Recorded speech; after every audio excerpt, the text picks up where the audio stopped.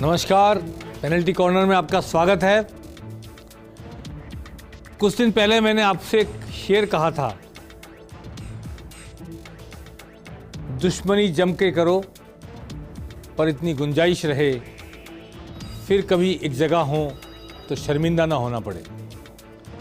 जब आदमी दुश्मनी करता है, किसी भी सीमा को पार करता हुआ किसी हद तक निकल जाता है और ये ख्याल नहीं रहता कि किसी दिन वापस हमें एक होना पड़ सकता है, एक जगह बैठना पड़ सकता है, एक जाजम पर।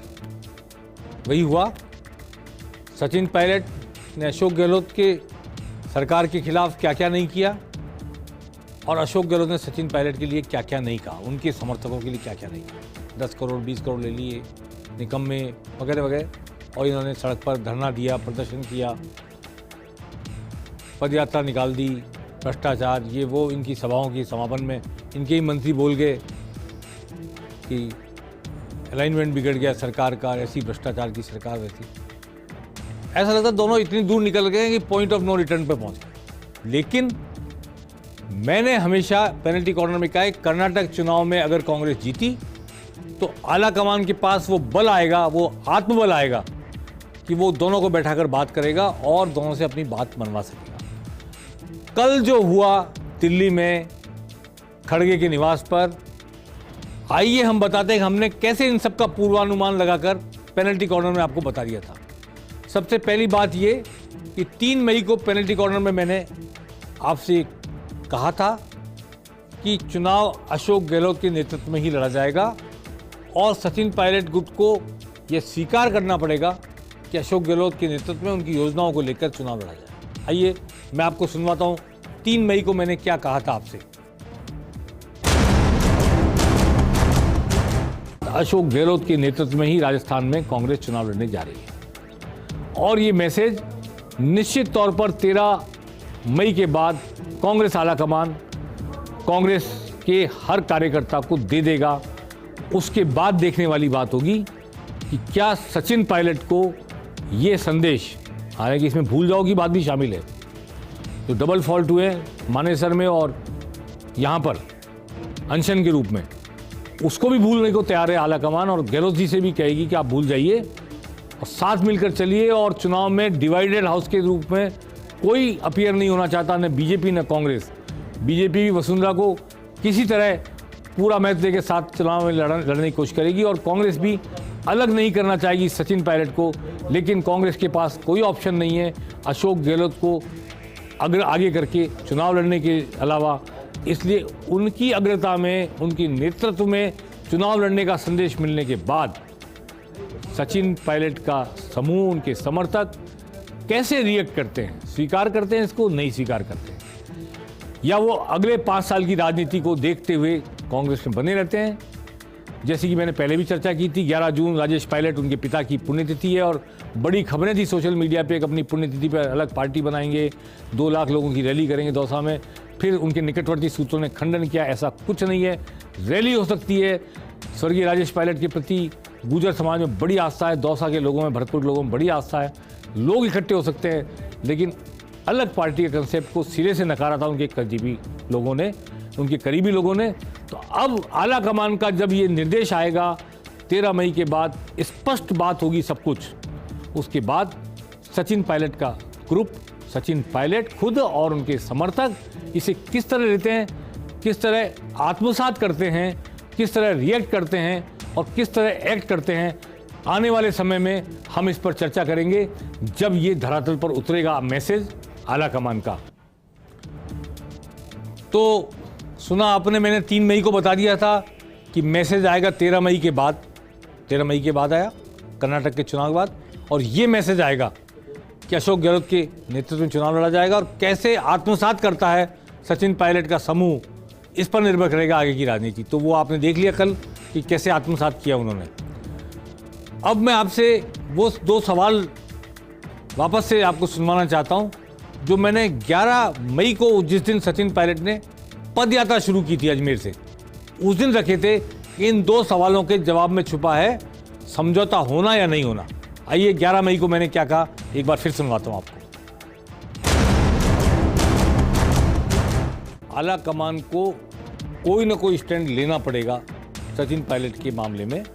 अब वो नहीं संभव है कि मामला टाल दिया जाए और देखते रहा जाए, कोई ना कोई फैसला करना पड़ेगा। इससे क्या माना जाए संगठन के प्रति और जो कुछ माना जाए उसको लेकर सचिन पायलट को किस तरह उनसे बिहेव किया जाए, किस तरह उनसे डील किया जाए, किस तरह उनसे जवाब मांगा जाए, जो भी आला कमान की परिस्थिति होगी मैं नहीं जानता।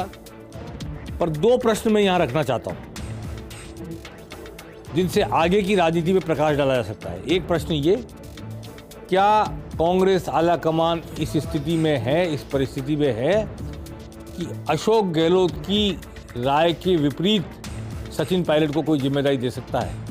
क्या ऐसा संभव है? क्या जब चुनाव सामने, अशोक गहलोत इतने भारी भरकम हो चुके, इतना ज़बरदस्त उन्होंने राहत शिविर करके और बड़ा ज़बरदस्त पॉलिटिकल मूवमेंट शुरू किया हुआ राजस्थान में, और बहुत सारी विधायकों का बहुमत और बहुत सारी बातें कही जा सकती, योजनाएं और पॉलिटिकल उनका धार, उनकी राजनीतिक सब बातें।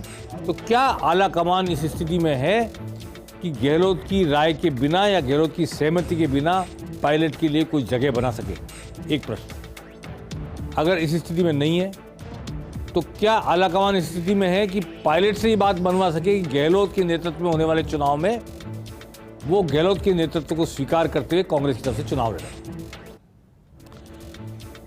तो ये दो सवाल मैंने रखे थे और पूरी वार्ता, पूरा सॉल्यूशन, पूरा फार्मूला इन दो सवालों के इर्द गिर्द था। क्या सचिन पायलट को दी जाने वाली जिम्मेदारी जो कल तय की गई है, बताई नहीं जा रही, उस पर गहलोत की सहमति ली गई, 2.5 घंटे उनसे बात की गई, उसके बाद सचिन पायलट को बुलाया गया और फिर सचिन पायलट से स्वीकार कराएगा गहलोत के नेतृत्व में चुनाव लड़ने को तैयार है। इन्हीं दो सवालों में के जवाबों में छुपा था कल का फार्मूला, कल का समाधान, कल की सुलह, समझौते। तो वो सामने आया जो मैंने 11 मई को दो सवाल रखे, आपने 29 मई को उनके जवाब ढूंढते देखा आला कमान को, और 13 मई को मैंने ये कहा था, जिस दिन कर्नाटक का नतीजा आया था और आला कमान जीत रही थी, कांग्रेस जीत रही थी, कि आला कमान अब मजबूत होगा, मजबूत होकर मैंडेट देगा, दोनों को एक साथ बैठाएगा और एक कोशिश और करेगा इस बात की कि जैसा कर्नाटक में मॉड्यूल हमने पेश किया एकता का, वो एकजुटता हम यहाँ राजस्थान में भी दिखा सकें। आइए मैं आपको सुनवाता हूँ 13 मई 2023 को मैंने क्या कहा था कर्नाटक के रिजल्ट के नतीजे के एनालिसिस में। तो कर्नाटक की जीत ने आला कमान को हौसला दिया है कि वो निर्णय ले सके और निर्णय को लागू करा सके पार्टी का देश भर में, प्रदेश में। कुछ समय पहले तो लोग कहने लग गए थे कि कांग्रेस का आला कमान है कौन, आला कमान है कहाँ, आला कमान है कैसा, इसको नहीं संभाल पा रहा, उसको नहीं संभाल पा रहा, उसकी बात सुन नहीं रहे विधायक, उसकी बात सुन नहीं रहे सचिन पायलट, तो तमाम तरह की बातें उठ रही थी। अब आला कमान कांग्रेस का डिसाइसिव होगा, मेरा मानना ये है, निर्णायक बनेगा और परिस्थितियों को टालेगा नहीं, अनदेखी नहीं करेगा, डरेगा नहीं, राज्यों के नेतृत्व से आंख दिखाने वाले नेताओं से डरेगा नहीं आला कमान। अब मुझे ऐसा लगता है, तो मैंने कहा था डिसाइसिव होगा आला कमान, कर्नाटक की जीत के बाद आत्मविश्वास से भरपूर होगा, अपनी बात कहेगा भी और मनवाएगा भी। 13 मई को जो मैंने कहा, 29 मई को आपने होते हुए देखा धरातल पर। 16 मई को ऐसी ही चर्चा के दौरान मैंने कहा था कि अब वक्त आ गया है जब आला कमान शपथ ग्रहण के बाद इनिशिएटिव लेकर राजस्थान की तरफ रुख करेगा, और कैसे उसने रुख किया और कैसे आगे जोश से भरपूर कांग्रेस के कार्यकर्ता जो राजस्थान में थे कर्नाटक की विजय के बाद, उनको संदेश देने की कोशिश की। आइए आपको ये भी सुनवाते हैं।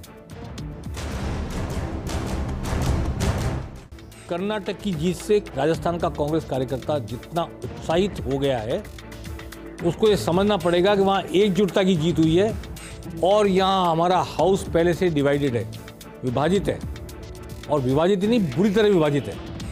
कौन बड़ा है, कौन छोटा है, किसके साथ ज़्यादा कांग्रेस, किसके साथ कम कांग्रेस, विवाद में नहीं जाना चाहते। पर कहते हैं कि अकेला चना पहाड़ नहीं फोड़ सकता, मगर उछल जाए तो बड़बूजे की आंख फोड़ देता है। उम्मीद करते हैं कांग्रेस आला कमान, प्रदेश का कांग्रेस नेतृत्व, मुख्यमंत्री अशोक गहलोत और सड़क पर उतर आए सचिन पायलट, सब मिलकर कोई बात करेंगे और शायद कांग्रेस एकजुट होकर चुनाव में उतरेगी। नहीं उतरेगी तो निश्चित तौर पर सीधा फायदा भारतीय जनता पार्टी को होगा। वैसे हमें राजनीतिक समीक्षक के नाते किसी के फायदे और नुकसान से कोई लेना देना नहीं, लेकिन जनता का लोकतंत्र में से जो विश्वास होता है वो डगमगाता है जिन घटनाओं से। ऐसी घटनाओं को देखकर हम भी भारत के नागरिक होने के नाते, लोकतंत्र के प्रहरी होने के नाते विचलित होते हैं। इसीलिए उम्मीद करेंगे कि कोई ना कोई समाधान, पॉजिटिव नेगेटिव, आर पार रहें जाएं, पर फैसला हो और जनता को दिशा मिले। तो 16 मई को मैंने बता दिया था कि किस दिशा में जा रही है कांग्रेस, और फैसला होकर रहेगा और इस पार या उस पार, और समझौता होगा। और वही हुआ 29 मई को। 23 मई को हमने बता दिया था कि इस हफ्ते फैसला हो जाएगा, सचिन पायलट कांग्रेस में रहेंगे या कांग्रेस से होंगे बाहर। और वाकई एक हफ्ता गुजरने से एक दिन पहले 23 मई को बोली हुई हमारी बात 29 मई को साकार हो गई। आइए देखिए हमने क्या कहा था पेनल्टी कॉर्नर में। कांग्रेस के राष्ट्रीय अध्यक्ष खड़गे ने अशोक गहलोत और सचिन पायलट दोनों को बुलाया है। एक बैठक होगी जिसमें मुख्यमंत्री भी होंगे और पूर्व उप मुख्यमंत्री भी होंगे। तो इम्पोर्टेंट बात यह है, इस मीटिंग में गहलोत और पायलट के बीच जो विभाजन है उसको पाटने के लिए क्या कोई पुल बनता है, क्या दोनों किनारे एक साथ आते हैं और किसी संवाद के पुल के जरिए दोनों में कोई बातचीत होती है, चुनाव साथ साथ लड़ने, कांग्रेस एकजुट होकर चुनाव लड़े, इसकी कोई संभावना नज़र आ सकती है क्या? राहुल गांधी विदेश जा रहे हैं, अमेरिका। मैं समझता हूँ राहुल गांधी जाने से पहले इस विवाद को सुलझा के जाना चाहेंगे, तो राहुल गांधी भी हो सकता है इस सभा में, इस बैठक में मौजूद रहे। तो ये सुना आपने पेनल्टी कॉर्नर में हमें जो कुछ वक्त आपको बताते रहे, वही सब कुछ 29 मई को सामने आया और दोनों में समझौता हुआ और दोनों एकजुट होकर डिवाइडेड हाउस होकर कांग्रेस नहीं जा रही चुनाव में। अभी ये तय हुआ है, इसकी समीक्षा फिर करेंगे। लेकिन जाते जाते मैं एक शेर कहना चाहता हूँ कि दोनों, शायद कौन जीता ये तो कोई भी तय नहीं कर पाया, दोनों एक दूसरे से कह रहे होंगे यकीनन जीत मेरी थी, मैं बाजी जीत सकता था, मगर वो जीत भी क्या, जीत की तेरी हार हो जाए। पेनल्टी कॉर्नर में आज बस इतना ही। नमस्कार।